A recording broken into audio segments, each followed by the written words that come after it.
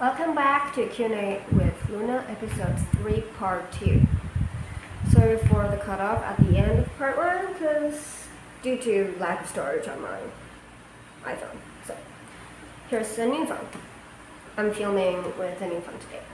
So I'm gonna start with point number, I don't remember, the point about self-love. So, commit to self-love and letting yourself be loved. You don't need to love yourself fully in order to be loved. Yeah, this is the myth that is super widespread in the spiritual self-help circles. And it's not true. You don't need to be in a perfect space of total self-love in order to attract someone to love you. It's just not true. And I want to focus more on, everybody knows that, well, if you're in this circle, you probably know that if you love yourself internally, you will be a match to external people, external reflection, loving you back. So self-love increases loving relationships and they're external. So that's that. So that's kind of common sense here. So I want to focus more on letting yourself be loved, because after going through tons of relational trauma, people shut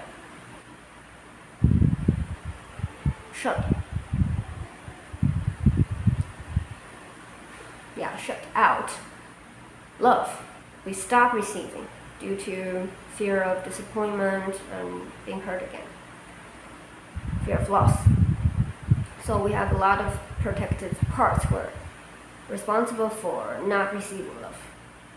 I personally have a lot of parts like that.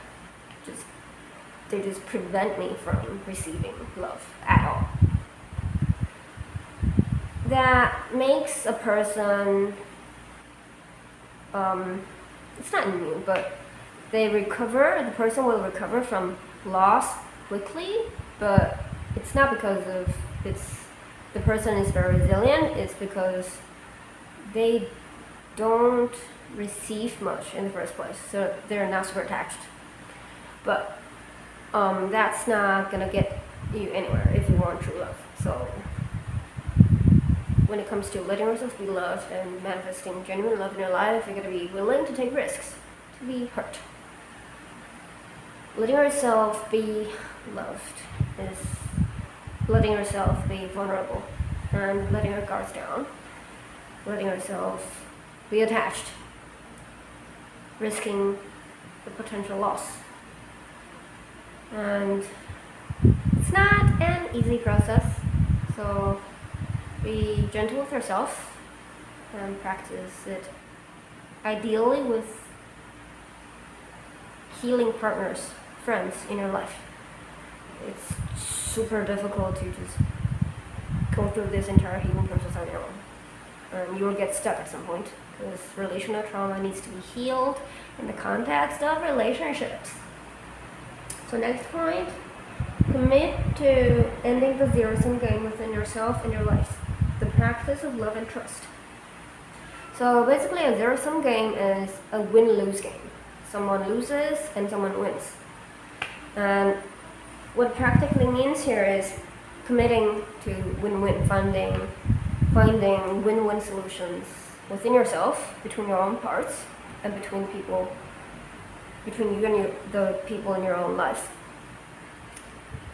And to master this practice, we need to face a lot of our narcissistic, disconnected parts. Don't register pain in other people, because that's the prerequisite. That disconnected state is the prerequisite for zero-sum game. You need to be able, for you to hurt someone and be okay with that, you need to be disconnected from that person. So a lot of zero-sum games are done because of it. And there are also other scenarios where it's like you're being put in very difficult situations and you have to prioritize yourself, and that means the person will get hurt. This type of scenario is due to the brutal nature of human society right now. So it's not easy to practice this. So if we want super high quality relationships and safe relationships in our life, this is unavoidable. To practice finding solutions that work, genuinely work for all people involved. And it's not sacrifice or compromise. It's not you take a little pain and I take a little pain. It's not like that. Because this type of style of reaching agreements, it will only breed resentment, and it's not going to work long term if you want fulfilling relationships. So that's, yeah, don't do that. And you cannot have love without trust, and vice versa. So it's like these two, they go hand in hand. So I think that's kind of self-explanatory. Next point is explore and experiment with relationships. Consciously form relationships with different types of people, different from your old patterns. This one is interesting because we project a lot based on our past experiences, but a lot of times it's not accurate. Like, we gravitate towards certain types of people because our system, our subconscious thinks these people are safe. But a lot of times, if we have abusive childhood or whatever, painful childhoods, it's not actually safe. So consciously choosing to form relationships with people you are not familiar with, therefore kind of triggers you, is a good practice. And this exploration process will help you develop discernment as well. Like, after getting yourself hurt a few times, you will know the red flags of relationships.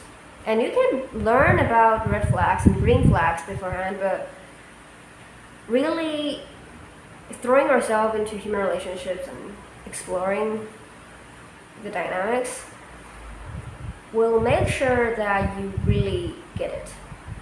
Yeah. And it will help you understand who is compatible with you and who is incompatible with you really quickly. And if we want to develop a healthy sense of self, we need contrast. That means we need people to provide that differences. So it's like this person saying they like strawberry ice cream, and it will cause us to think about, what do I like then? It's a process of people externally will cause us to self-reflect. So it's a good, people provide abundant opportunities for self-reflection, and self-reflection is what builds a strong personal core, your healthy, strong personal boundaries, sense of self. Yeah. Okay, so the next point, seek the opposite experiences. Healing is simply experiencing the opposite. Yeah, opposite. Just find and create opposite experiences, opposite from the past. For example, if you feel super lonely and feel like you don't belong anywhere, create togetherness and belonging, and learn as much as possible about loneliness and belonging. Don't skip learning about your pain, because the key to create what you want lies in understanding your pain. Because if you understand what creates loneliness, you understand what creates connection pretty easily. So be conscious about what types of experience you want to create in your life, and seek those experiences proactively, create them proactively. Be brave about it. If you want it, it's meant to be yours. Yeah, this is super new age and spiritual, but that's a universal law. And you can test it out on your own. Yeah, that's today's episode. 10 minutes. And see you in the next episode.